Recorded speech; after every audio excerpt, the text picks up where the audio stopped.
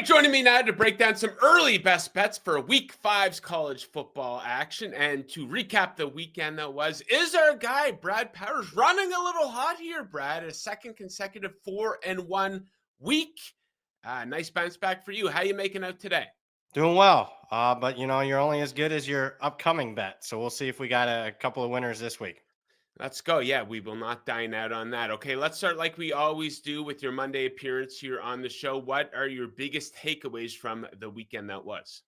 Got to start with Texas Tech, Utah, one of the better games, or bigger games, I should say, from last weekend. And obviously, Texas Tech went on the road and took it to Utah. Particularly, took it to them at the line of scrimmage, which was supposed to be Utah's strength. What I saw was a Texas Tech team, not only the clear-cut Big 12 favorite, but a team capable of winning a playoff game or two. You normally don't say that about the current roster of Big 12 teams. So when you see a team with their defensive front look like that. I mean, that looks like an SEC defensive front. And I mean, as a compliment, they're going to be favored in all their remaining games. They have the fourth highest projected win total in my power ratings right now behind Miami, Ohio State, Oregon, Texas Tech. You got to be super impressed. Speaking of being super impressed, Indiana, 63-10 over Illinois. I mean, this year's team looks better than last year's team. And obviously last year's team went to the playoffs. However, you got a couple of big games coming up for them at Oregon, at Penn State, and a tricky game this week at Iowa that I'm not so sure they're a slam dunk to win. But obviously, looks like another 10-win type of season in Indiana, something that they weren't accustomed to until last year. And then finally, Miami pushed around Florida. Miami right now, you can make a case, best team in the country when they want to be. They got a coach that is a little too conservative for my liking, but they have the highest projected win total right now. And their toughest game is coming up in a couple weeks at Florida State, but I still have them favored in that one. The U is back. At least it looks like that. Not the case for their in-state rival, the Clemson Tigers. Their season's done. What are we? 4 weeks into the season here, so let's talk about them. Just a pathetic start to the season for them. 1-3. They were a minus 850 favorite on Saturday against Syracuse, a game that they never led in. They were down by 20 points at one point of the game. What does that loss and their awful start to the season say about head coach Dabo Swinney as a head coach in college football in 2025? Well, you never want to overreact to a guy that's been successful for almost 2 decades to a 4 game sample size. However, the Clemson program has been generally trending down, at least compared to what they were at their height 5 years ago when they were a legitimate national title contender. It was Alabama and Nick Saban, and obviously Clemson and Dabo Swinney. The last 3, 4 years haven't looked the part. And then obviously this year's been a catastrophe. Even the game they won, it was a pathetic effort against Troy. And generally speaking, obviously a lot of changes in college football the last 3, 4 years. Dabo, old school guy, never really adjusted the transfer portal, never really, welcomed the NIL, criticized it. So a lot of the big time transfers, recruiting hasn't gone as well. So the rah-rah, Dabo family message right now isn't working as well. I don't think Clemson's going to fire him. He did win 2 national championships. They did win the ACC last year, but a super disappointing start. Although, I mean, this might be the new norm in college football. Keep in mind, last year, Florida State in the ACC was a preseason top 10 team, went 2-10. I'm not calling 2-10 for Clemson, but right now, in my power ratings, a bowl game is not a certainty. And that's ridiculous considering that they were by far the preseason favorite in the ACC. Okay, so yeah, I think going into the season, a pretty obvious case could have been made for Clemson making a deep run into the playoff, perhaps even being the national champion. As a historian of the sport, do you ever remember such a disappointing start to a season for a team that a lot of people would have a great year? Yeah, the only one I can think of is Florida State last year, and Yeah. their expectations weren't as high as Clemson this year. But they were, number 10 to start the season, went 2-10. So that's the best example I can come up with. Oof. Uh, but boy, I mean, the fact of the matter is, I mean, there was people, sharp people, betting Clemson not only to win the ACC, but to win the national championship. I bet Klubnik to win the Heisman. So the season win total was 10.5. I mean, even Ugly. the early win total is 9.5. All those bets have lost already.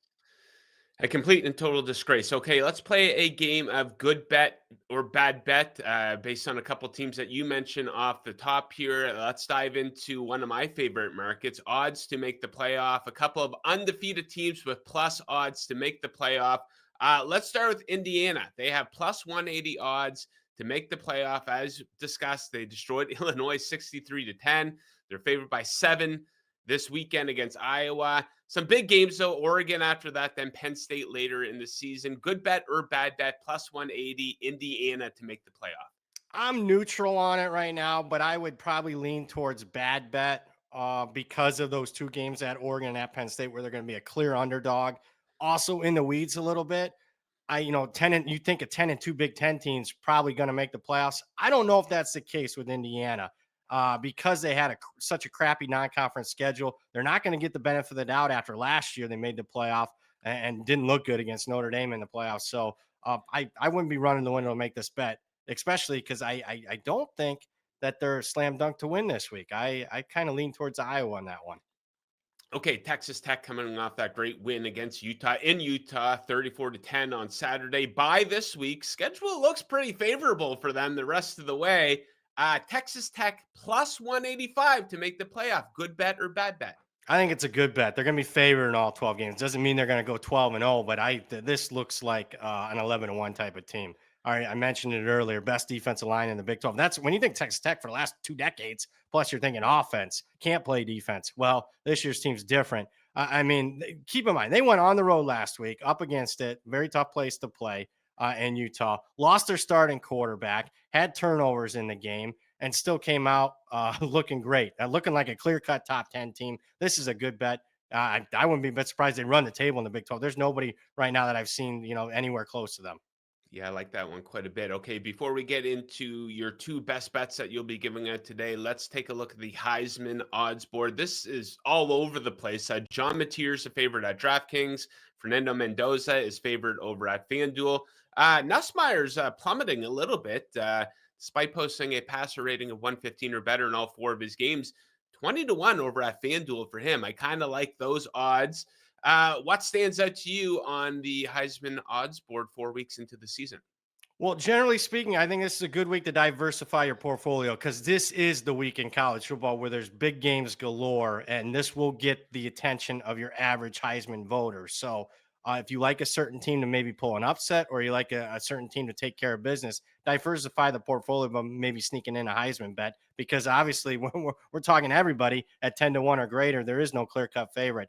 Gunnar Stockton of Georgia. I like Georgia to beat Alabama this week. He's 15 to 1. Already had a signature road win at Tennessee with a signature throw on 4th and 6. He has a big game against Alabama. He might be the Heisman favorite the next time we're talking next Monday. And then he's 15 to 1 right now. Jeremiah Smith, to me, still the best player in college football. Ohio State. Nobody's talking about Ohio State, the defending national champ. Won the big game against Texas early. They're going to start playing bigger games, including at Washington this week. Jeremiah Smith, this is a bet that I made at this price, 15 to 1. I think that's still a decent bet. Okay, Brad, it is now best bet time. Two of them for today. Let's start things off with Arkansas +6 hosting the Notre Dame Fighting Irish. You like the underdog here. I do. Let's buy low. Arkansas back-to-back close losses, 2 losses that easily could have been wins for Arkansas. They fumbled driving late in both games. So last week they lose to Memphis.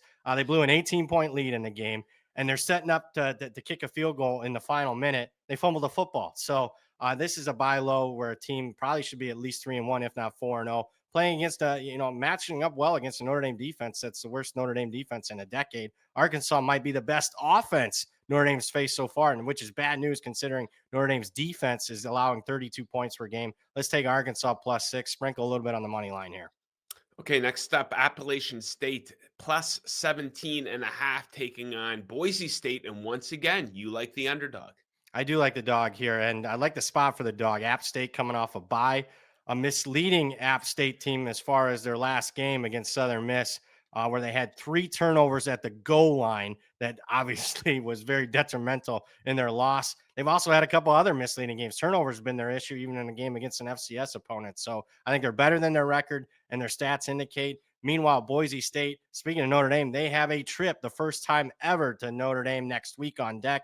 I think they maybe put the offense away in the second half. Let's take the big underdog here, App State +17.5 off the bye.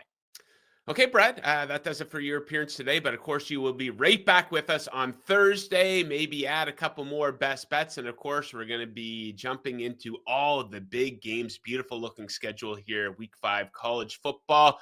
Thank you very much for joining. Best of luck with your handicapping this week. And we will catch you again on Thursday. Thanks for having me.